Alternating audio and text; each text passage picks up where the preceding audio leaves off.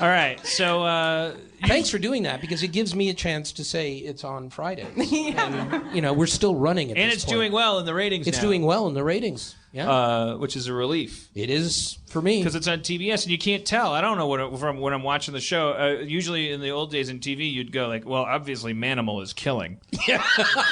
Because now the peacock has a fin on it. Because it turns into a shark. And Wait, are you joking about that? Did Manimal morph the peacock into other animals? No. God damn, that would be great. No, because Manimal never killed. I used to. You ever pretend to be Manimal? Like I would do a thing where I put my hand on my desk and make my finger pulse, and remember when Manimal was like his kind of his kind of hand would puff out. I had a Manimal trick when I was a kid. Jack Black, I think I've told this on the show. Jack Black was, when we were doing Heat Vision and Jack, we were swapping stories about like the influence of $6 Million Man, and he said that he would go to school. I just talked about this, didn't I, on this podcast? He would, when he was in 6th grade, he would, because he loved $6 Million Man so much, he would sometimes tuck electrical wires into his sleeve and go to class and wait for, in his peripheral vision, for another kid to like possibly see the wires, but not look at the kid and just like hide the wires. Because he was that into, That's he wanted to be a secret robot. Wow. Yeah. It's such a like. I did something like that. Do you want to hear what mine was? Because I wasn't into $6 Million Man. But I just did you wasn't pretend okay. To be? Was that same guy who keeps asking questions?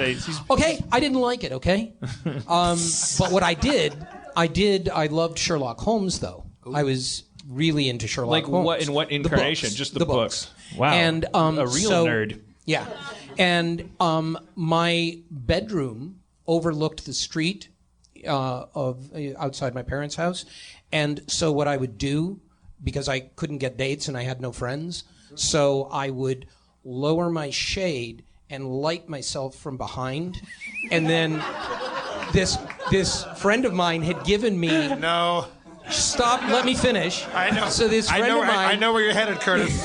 had given me a violin which had no strings, and I would stand in front of the shade and pretend to play the violin. That's called home aloneing. Hoping somebody would walk by and go, boy, he's really more interesting than I thought.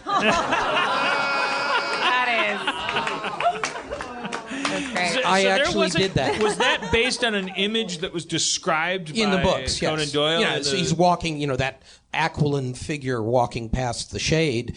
I would do that, only of course my figure was not really. I mean, from the side, I have no nose at all.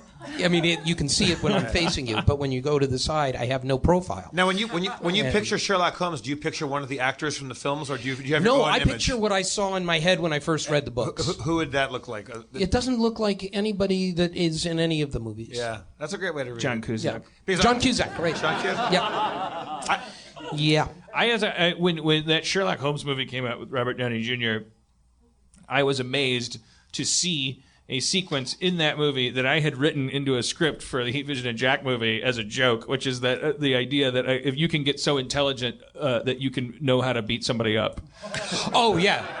And I was like, that was the joke in the Heat Vision and Jack movie, is that he would like get super intelligent and then he'd be like, describing with diagrams the way that he would punch people.